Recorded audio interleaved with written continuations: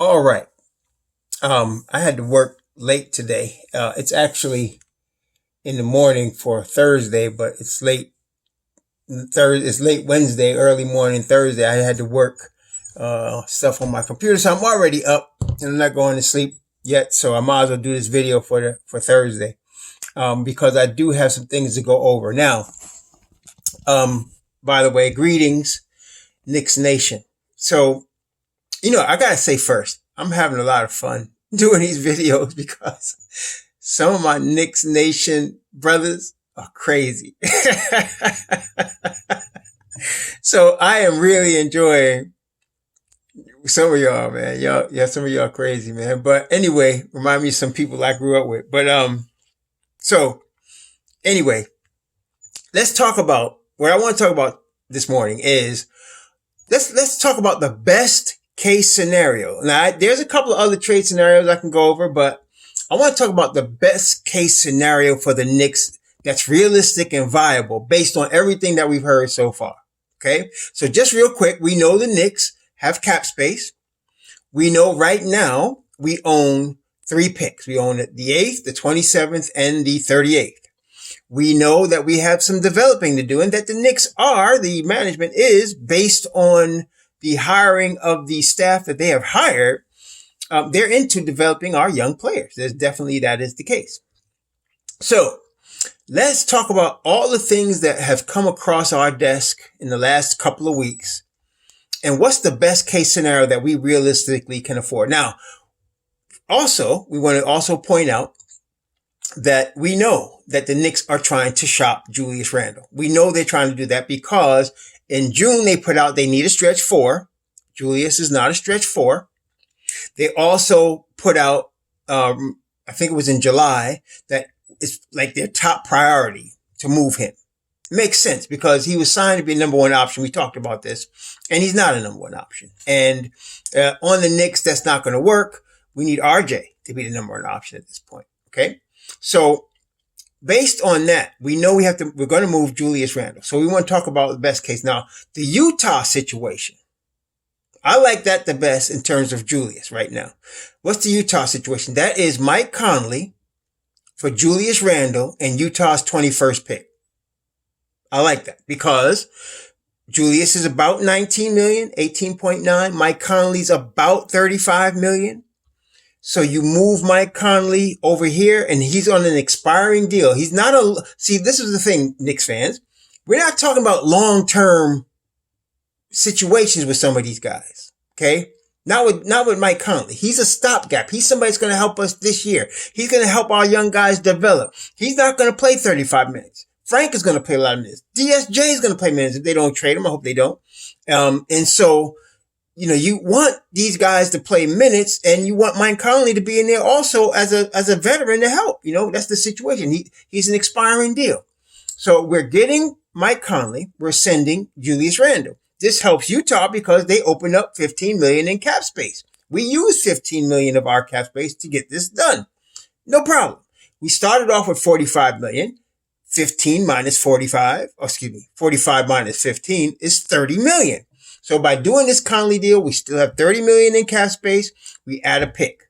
Okay.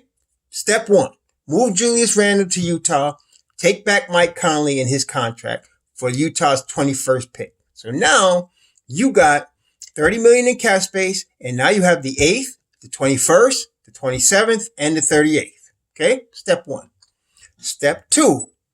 Let's sign Reggie Bullock let's exercise his $4.2 million option.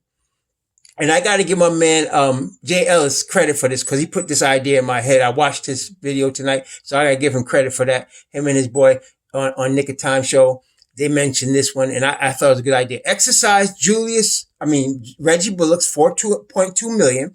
That brings us down to 26 million and send Bullock to Phoenix for Kelly Oubre and the 10th pick. Okay. Cause Phoenix is looking to create cap space. This gives Phoenix $10 million more in cap space, brings them up to about 28 million in cap space. They can do some things. They can look at Fred VanVleet, whatever they want to do. It gives us Kelly Oubre on the wing and the 10th pick. So now we got the 8th, the 10th, the 21st, the 27th, and the 38th. That's beautiful life right there. Okay. Plus, we just used 10 million of our cash space. Now we're down to 16, 18 million, somewhere in there. I'm a little confused how that might work because we had to use cash space to sign Bill up to that 4.2 million. So let's just say on the conservative side, it's 16 million left in cap space. What can we do with the 16 million that's left? Well, we have some options at that stretch for position, right? So we got options for Christian Wood, Marcus Morris. Now that would be interesting. Marcus Morris got us the 27th pick, went to play with the Clips. They got bounced, and we could get him back. So we still got Mook, and we got the Clips pick. Now that would be a deal, whereas we would be usually on the L side of that deal. We'd be on the W side this time. But anyway, we got Wood. We got option here, Christian Wood. Option for Mook, right? Option for Gallinari, although I think he's probably going to get more than that. So I'm going to take Gallinari out of that equation. Option for Jeremy Grant. I think Jeremy Grant will probably only take like 12 to 14 million. We might be able to get away with offering him 12 million. Okay. And on his, maybe 3 years, 36, 3 years, 39, like Spencer Dinwiddie got for the Nets. I think we could do that. So we got Grant option, Christian Wood option, Bertans, we could throw 16 million at him, although I think he's probably going to get more. So we might want to cross him off, but we got Wood, Mook, Grant, all these guys are available and we can get them in there at that range. Okay. And I might be missing somebody. I don't think we'd be in the Gallo sweepstakes for that. I don't think we'd be in the Bertans sweepstakes for 16 million. We probably need 18 million for Bertans. Okay. If somehow I'm wrong and we still have 18 to 20 million, then both of those guys, Bertans and Gallo, are back in the conversation, because I think Gallo will probably sign for 2 years, 40 million, with the second year as a team option and 20 million guaranteed the first year. Bertans, he's probably looking at 18 million. I think I'll be surprised if he signs for less than 16. I would still call these guys agents and offer them that, but I don't think we get them. I think we're more likely looking at a Jeremy Grant. We're looking at, which I don't mind at all, Jeremy Grant or Christian Wood or Mook. I would offer Christian Wood to 16 million or probably 14. Yeah, probably offering 14. Offer Grant about 12 or 13 and offer Mook the 1 year, $15 million deal that he signed last year. Okay. So now what we have now, let's look at the whole situation. Let's say, for the sake of argument, we signed Christian Wood. I'm just using that. Don't get mad. It could be Mook. It could be Grant. Let me just say Grant. I think Grant is probably the more proven, all-round player. So let's say we got Grant. So our starting five, I wouldn't say Mike Conley's necessarily going to start.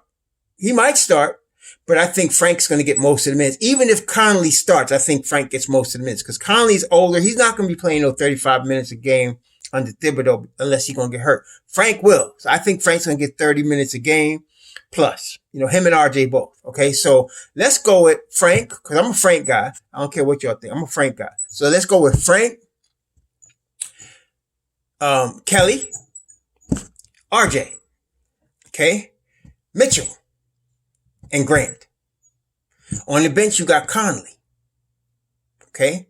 On the bench, you got Knox. Okay. On the bench, you got Wooten.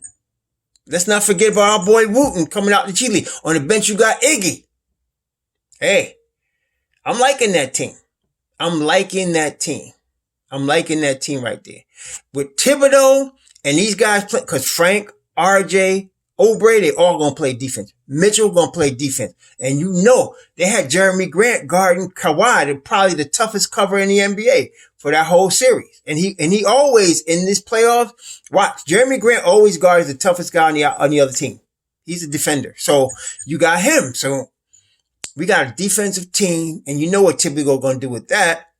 And now we developing our players. Okay. We're actually developing our players. So, and then we have the 8th pick, the 10th pick, the 21st pick, the 27th pick, and the 38th pick. Somebody say, well, maybe we package these and move up. We might, Although, let me just reiterate, all right, because there's some people that still don't get the memo. Listen, there's no obvious superstar in this draft. There is no obvious superstar in this draft. So you don't need to talk about trading Mitchell Robinson to move up for some superstar. There's no obvious superstar in this draft. So we talked about throwing the darts, right? So now we got the 8 dart, the 10 dart, the 21st dart, the 27th dart, the 38th dart. Somebody's going to pop. Somebody's going to pop. With all of that, the statistical likelihood of us actually hitting whatever superstar is available, and in these type of drafts, they're mostly available in the second half of the draft. We just raised our stakes, right? So, we could get a Vassell. Okay? And I just saw, my boy Ian Begley was talking to, on his thing, talking to, a shooting coach, and Mike Miller was not Mike Miller, the New York Knicks coach, the former player that was a tremendous shooter that played with LeBron and won that chip in Miami. Talking to him, he worked with R.J. Hampton on his shot. And apparently the Knicks interviewed R.J. Hampton with Rose and with the Rose and another member of their staff did the interview with him. That doesn't mean they're gonna pick him, because they gotta do due diligence on a lot of players. But that's a possibility. But we're gonna I would like Vassell. I like Patrick Williams. We got Jalen Smith available. We can still get Trey Jones as another point guard to back up and train. We still could get a Woodard. We still can get a Bain. We got a lot of options. Okay, so let's go over this one more time.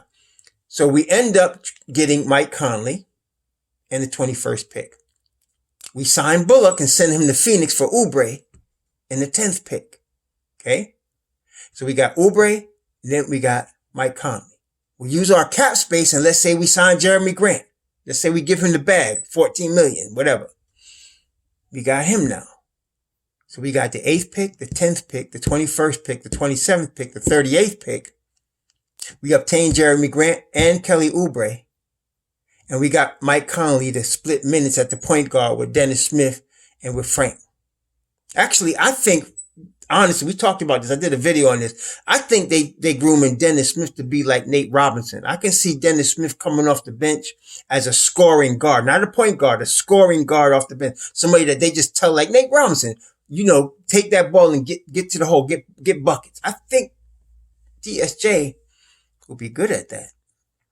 And we still got Kevin Knox. We didn't trade him away. This whole CP3 thing, man, that ain't good for us, man. That's not, I'm telling you, that's not good for us. And they talking about taking picks from us. There is absolutely no way. If somebody out there want to give picks up for CP3, I say let them do that. We're not doing that, baby. We're not doing that. That was no 41 million. No. I like the deal we just put together. So we got Mike Conley, Jeremy Grant, Kelly Oubre, all these picks. Now, we don't have no cap space, but then again, Mike Conley is expiring. So, we'll have some next summer. I don't know how much we will have, because we still gotta, at this point, I'm assuming they're gonna extend Mitchell Robinson. They should. They're probably gonna extend Frank. I don't know. People are tripping about how much they might want to pay these guys. I say extend them now and for the next year's cap and, get them cheap, while you can. But, because if by the time Tibbs finished with these guys, if they don't get hurt, there's always the injury thing. If they don't get hurt, they're going to bust out. They're going to play some ball. I mean, that's what these kids going to play some ball. And then you got like a Vassell and you got some other rookies that somebody's going to pop. Yeah, this is looking good, baby. So that's what I'm thinking. Y'all tell me what y'all think. I think that's the best case scenario. And it's very realistic because Phoenix needs to create cap space. Utah's already talked to us because Utah's talking about luxury tax and they got to pay Donovan Mitchell the max. They throwing the bag at him and Gobert. They don't want to have to pay, because this is how the luxury tax works. Who's ever on your roster by the end of the year counts toward the luxury tax. So, even though there's 1 year left on Conley's deal, Utah wants to get rid of that money. And I'm sure they would do better with Julius Randle because he would be like their fourth option to come off the bench. So that's why I see they approaching us. and they don't need the 21st pick. You know, they got a pretty good squad already. So tell me what y'all think. Shalom.